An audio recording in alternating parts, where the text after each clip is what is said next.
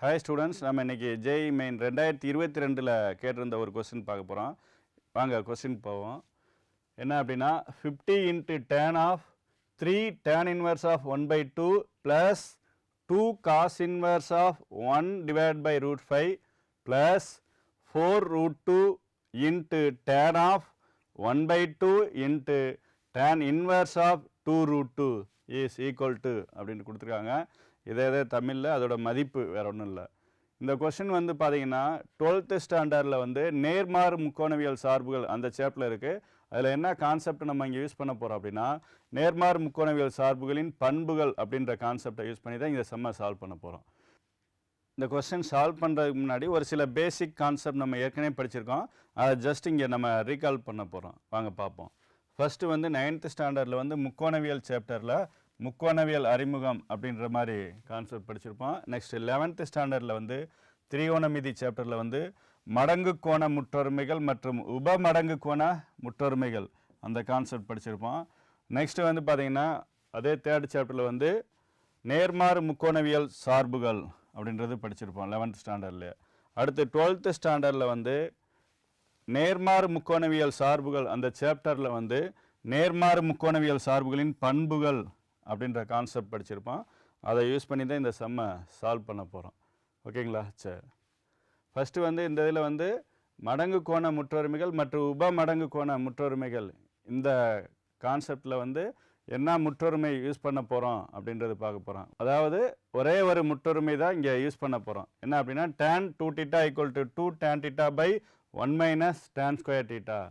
Next வந்து பார்த்திங்கன்னா இதில் வந்து என்ன ப்ராப்பர்ட்டி யூஸ் பண்ண போகிறோம் அப்படின்றதையும் பார்க்க போகிறோம். இதில் ஒரே ஒரு ப்ராப்பர்ட்டி தான் யூஸ் பண்ண போகிறோம். என்ன அப்படின்னா tan inverse of x plus cot inverse of x equal to π/2 where x belongs to R. இந்த கான்செப்டை யூஸ் பண்ணி தான் நம்ம இங்கே செய்ய போகிறோம். ஓகே, இப்போ நம்ம கொஸ்டினுக்கு வருவோம். கொஸ்டின் இங்கே கொடுத்துருக்காங்க. இப்போ இதை வந்து எப்படி எழுதிக்கலாம் அப்படின்றது பாருங்கள்.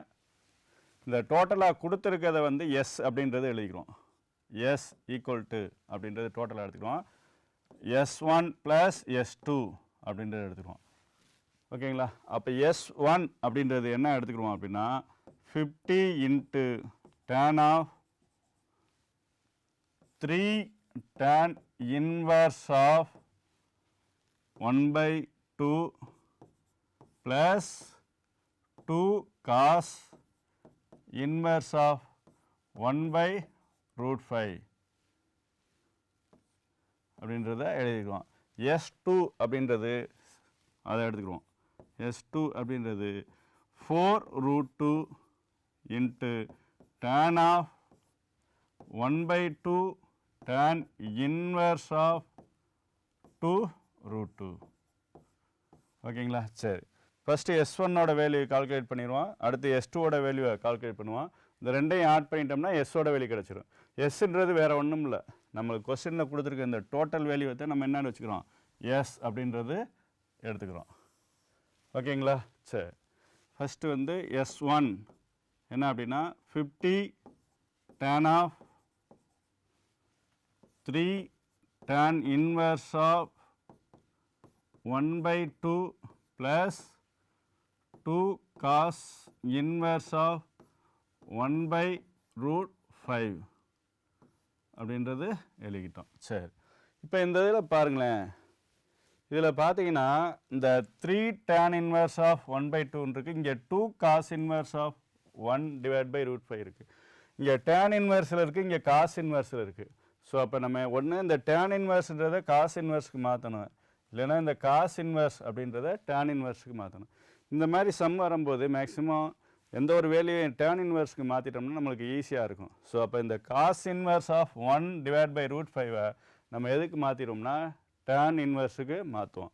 சரி, அப்போ cos inverse of 1 divided by √5 இப்படி இருக்குல்ல, இது என்ன எடுத்துக்கிறோம், θ அப்படின்றது எடுத்துக்கிறோம்.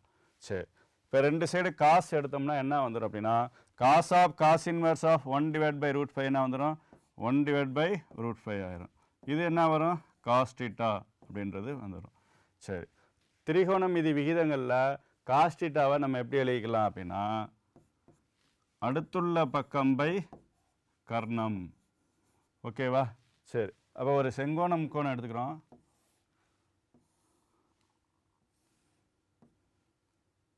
இது தீட்டா அப்படின்றத எடுத்துக்கிறோம். இது 90 டிகிரி. இது ஏ, இது பி, இது சி. இதில் ஏசின்றது என்னது? கர்ணம். ஸோ அதை ஷார்ட்டாக கா அப்படின்றத எழுதிக்கலாம். நெக்ஸ்ட்டு பிசின்றது அடுத்துள்ள பக்கம், அதை ஷார்ட்டாக எழுதிக்கிறோம். அடுத்து ஏபின்றது எதிர்பக்கம், அதை ஷார்ட்டாக வந்து நம்ம ஏ பா அப்படின்றது எழுதிக்கிறோம். சரி, அப்போ காஸ் தீட்டா அப்படின்றது என்னது? அடுத்துள்ள பக்கம் பை கர்ணம். அப்போ அடுத்துள்ள பக்கம் என்ன வரும்? 1. கர்ணம் என்ன இருக்குது? √5.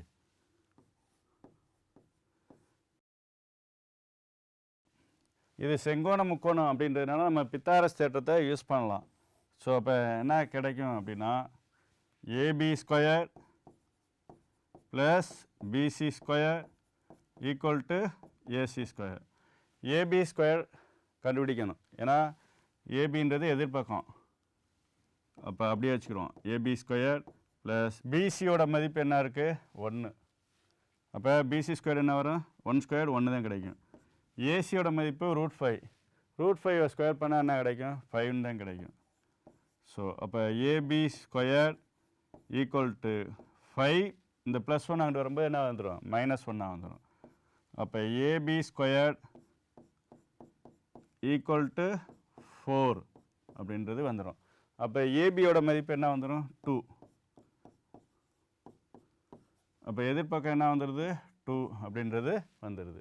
சரி, இப்போ இந்த செங்கோண முக்கோணத்துலேருந்து நம்ம என்ன கண்டுபிடிக்க போகிறோம்னா tan தீட்டா கண்டுபிடிக்க போகிறோம். அப்போ tan theta equal to trigonometrical ratio. tan தீட்டாவோட ட்ரிக்னாமெட்ரிக்கல் ரேஷியோ என்ன அப்படின்னா எதிர்பக்கம் பை அடுத்துள்ள பக்கம்.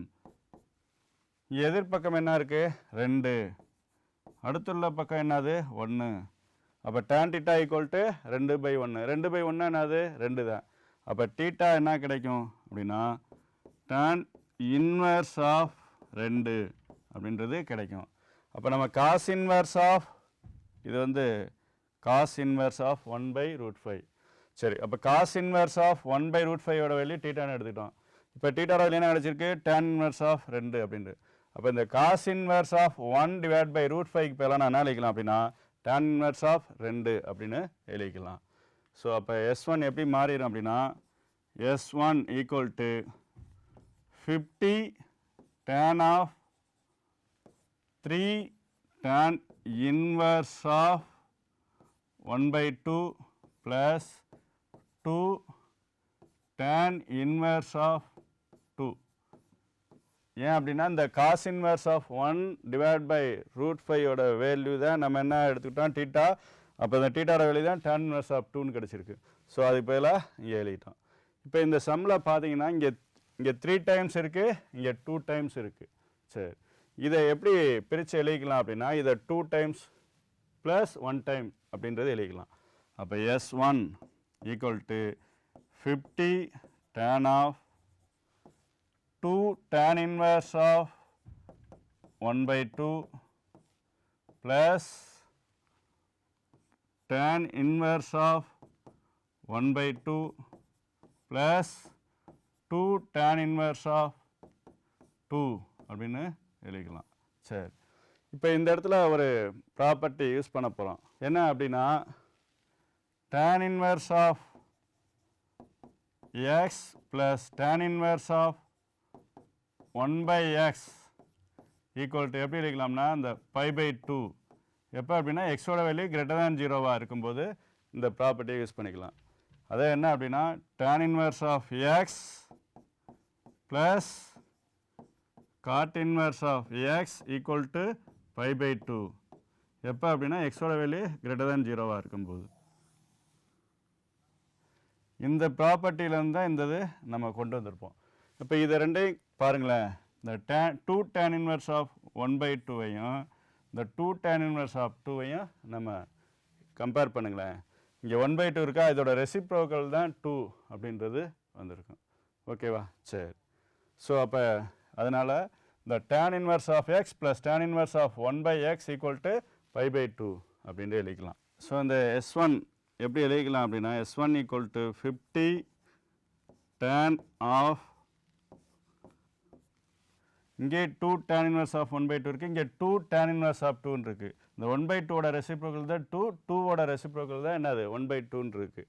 ஸோ அப்போ இங்கேயும் 2 இருக்குது, இங்கேயும் 2 இருக்குது. அப்போ 2 காமனாக வெளியே எடுத்துட்டோம்னா 2 into tan inverse of 1/2, இங்கே என்ன வரும் tan inverse of 2ன்னு வந்துடும். ஏன் அப்படின்னா இங்கே 2வையும் இந்த 2வையும் காமனாக வெளியே எடுத்தாச்சு. இதில் ரிமைனிங் என்ன இருக்குது அப்படின்னா tan inverse of 1/2 அப்படின்ற டேர்ம் மட்டும் இருக்குது.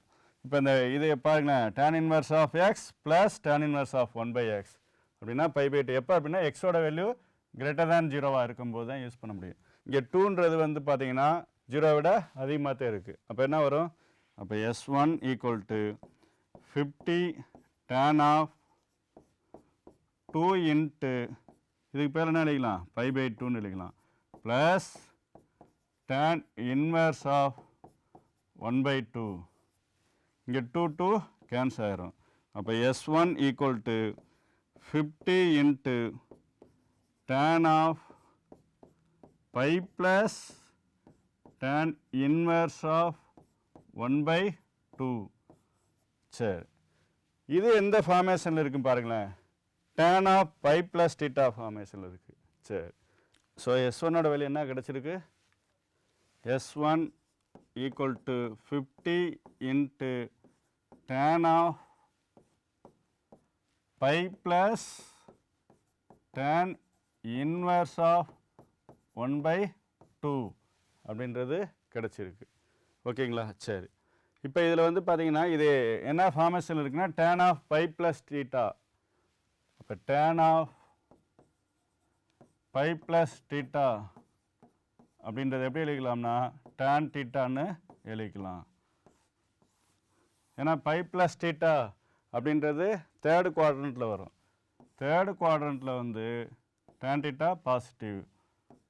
ஃபஸ்ட்டு குவாட்ரண்ட்டில் எல்லாமே பாசிட்டிவ், செகண்ட் குவாட்ரண்ட்டில் சைனும் கொசிகண்ட்டும், தேர்டில் வந்து டேனும் காட்டும், ஃபோர்த்தில் வந்து காசும் சீக்கண்ட் பாசிட்டிவ்.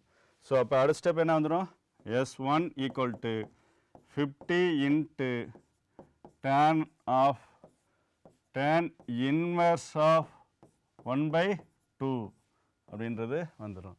சரி, இந்த இடத்துல வந்து tan of tan inverse x அந்த ப்ராப்பர்ட்டியை யூஸ் பண்ண போகிறோம். அப்போ S1 equal to 50 into 1/2. ஏன் அப்படின்னா tan of tan inverse of x equal to என்ன வரும், xன்னு வரும். ஸோ அதனால தான் tan of tan inverse of 1/2 என்ன வரும், 1/2 வரும். ஸோ இப்போ இதை சிம்ப்ளை பண்ணுவோம். 1 into 2 2, 25 into 2 15 கிடச்சிரும். அப்போ S1ஓட வேல்யூ 25. ஓகே, இப்போ நெக்ஸ்ட் என்ன கண்டுபிடிக்கணும், S2ஓட மதிப்பு கண்டுபிடிக்க போகிறோம். S2 என்ன எடுத்துக்கிட்டோம் நம்ம, 4√2 into tan of 1/2 tan inverse of 2√2 அப்படின்றது எடுத்துக்கிட்டோம். சரி, இப்போ இதில் வந்து என்ன எடுத்துக்கிறோம் அப்படின்னா இந்த ஹோல் வேல்யூ tan of இந்த ஆங்கிளை வந்து ஆல்ஃபா அப்படின்றத எடுத்துக்கிறோம். அப்போ S2 equal to 4√2 tan alpha. அப்போ நம்ம ஆல்ஃபாவுக்கு பேர என்ன எடுத்துக்கிட்டோம் அப்படின்னா 1/2 tan inverse of 2√2. ஓகேங்களா? சரி, இதில் எதை தெரிஞ்சால் நம்ம S2ஓட மதிப்பு ஈஸியாக கண்டுபிடிச்சிடலாம், tan ஆல்ஃபாவோட மதிப்பு. அப்போ எதை யூஸ் பண்ணி கண்டுபிடிக்கணும், alpha equal to 1/2 into tan inverse of 2√2. இதை யூஸ் பண்ணி தான் நம்ம என்ன கண்டுபிடிக்கணும், tan ஆல்ஃபாவோட மதிப்பை கண்டுபிடிக்க போகிறோம். சரி, அப்போ இதை இங்கிட்டு வந்துடும். அப்போ என்ன வந்துடும், 2 ஆல்ஃபா வந்துடும். அப்போ 2 alpha equal to tan inverse of 2√2 வந்துடும். இப்போ ரெண்டு சைடு என்ன எடுக்க போகிறோம், tan எடுக்க போகிறோம். அப்போ tan எடுத்தோம்னா இது tan 2 ஆல்ஃபா மாறிடும். இது என்ன வந்துடும், tan எடுக்கும்போது tan of tan inverse of 2√2 என்ன வந்துடும் அப்படின்னா 2√2 அப்படின்னு வந்துடும். சரி, tan 2 theta முற்றொருமை பார்த்துருந்தோம், இங்கே ஆல்ஃபான் இருக்குது. அப்போ tan 2 ஆல்ஃபா என்ன வரும் அப்படின்னா 2 tan alpha by 1 minus tan square alpha equal to 2 root 2. இதை சிம்பிளிஃபை பண்ணுவோம். அப்போ என்ன கிடைச்சிருக்கு அப்படின்னா 2 tan alpha by 1 minus tan squared alpha equal to 2 root 2. இதை லாஸ்ட் ஸ்டெப்பில் பார்த்துருந்தோம். ஓகேவா? சரி, இப்போ இதை கிராஸ் மல்டிப்ளை பண்ணுவோம். அப்போ என்ன கிடைக்கும்? 2 tan alpha equal to 2 root 2 into 1 வந்து 2 root கிடைக்கும். Minus 2 root 2 into tan square alpha என்ன கிடைக்கும்? 2 root 2 tan square alpha அப்படின்றது வந்துடும். இதை எல்லாத்தையும் லெஃப்ட் சைடு கொண்டு வந்துடுவோம். அப்போ மைனஸில் உள்ளது ப்ளஸில் ஆயிரும். அப்போ 2 root 2 tan square alpha அடுத்து ப்ளஸ் 2 tan alpha அப்படின்றது வந்துடும். நெக்ஸ்ட் இந்த ப்ளஸ் 2 root 2 இங்கிட்டு வரும்போது மைனஸ் 2 root 2 வந்துடும். இந்த ரைட் சைடு 0 ஆயிரும். சரி, இப்போ இதை ஃபேக்ட்ரிசேஷன் பண்ணணும். எப்படி ஃபேக்ட்ரிசேஷன் பண்ணுவீங்கன்னா, இங்கே 2 root இருக்குது, இங்கே மைனஸ் 2 root இருக்குது. இந்த ரெண்டையும் மல்டிப்ளை பண்ணால் என்ன கிடைக்கும் அப்படின்னா 2 into minus 2 minus 4. root 2 into root 2 என்ன கிடைக்கும்? 2 கிடைக்கும். அப்போ 4 into 2 8. அப்போ மைனஸ் 8 அப்படின்றது கிடைக்கும். அப்போ மல்டிப்ளை பண்ணால் மைனஸ் 8 கிடைக்கணும். ஆட் பண்ணால் என்ன கிடைக்கணும் அப்படின்னா 2 கிடைக்கணும். அப்போ இங்கே 4, இங்கே மைனஸ் 2. இந்த ரெண்டையும் மல்டிப்ளை பண்ணோம்னா நம்மளுக்கு மைனஸ் 8 கிடைக்கும். ஆட் பண்ணோம்னா என்ன கிடைக்கும்? 2 அப்படின்றது கிடைக்கும்.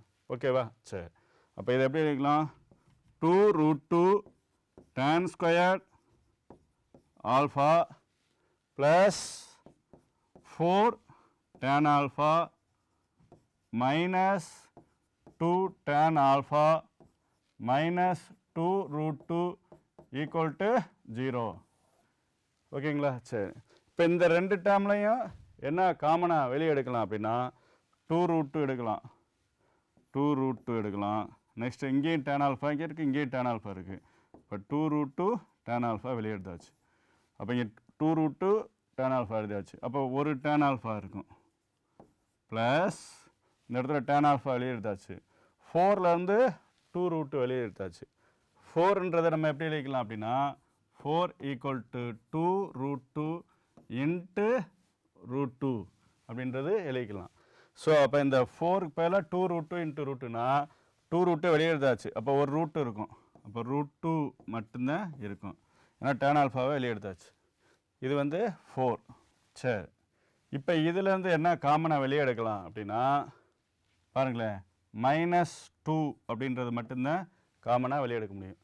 அப்போ எடுத்துட்டோம்னா இங்கே என்ன வந்துடும்? tan alpha இது ப்ளஸ் root 2 ஈக்குவல் டு 0 அப்படின்றது வந்துடும். சரி, இப்போ இங்கேயும் இங்கே என்ன காமனாக இருக்குது? tan alpha ப்ளஸ் root 2 காமனாக இருக்குது. அப்போ tan alpha plus root 2 into இங்கே ரிமைனிங் என்ன இருக்குது? 2 root 2 tan alpha இங்கே மைனஸ் 2 ஈக்குவல் டு 0 அப்படின்றது இருக்குது. சரி, இப்போ இது ரெண்டையும் ஈக்குவல் டு 0ன்னு எடுத்துக்கிறோம். லாஸ்ட் ஸ்டெப்பில் என்ன கண்டுபிடிச்சிருந்தோம் அப்படின்னா tan alpha plus root 2 into 2 root 2 tan alpha minus 2 equal to 0. சரி, ஓகே, இதை எப்படி எழுதிக்கலாம் அப்படின்னா tan alpha plus root 2 equal to 0. இதை எப்படி எழுதிக்கலாம் அப்படின்னா 2 root 2 tan alpha minus 2 equal to 0 அப்படின்னு எழுதிக்கலாம். அப்போ 2 root 2 tan alpha equal to plus 2 ஆயிரும். அப்போ இங்கே 2 2 கேன்சல் ஆயிரும். அப்போ அடுத்த ஸ்டெப் என்ன வரும்?